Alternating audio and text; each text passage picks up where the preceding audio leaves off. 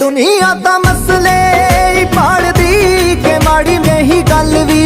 उछालदी उतार दिंदी खल भी ए वालदी ते आशिकां दी जिंदड़ी नू गालदी आ रूह तेरी सदरा नू पालदी ओ दिल नी दुखाईदा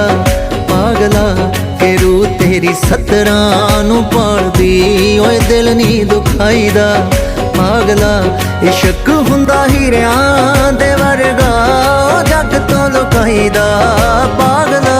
सज्जन राजी हो जावे फिर भी ओ रौला नहीं पाईदा।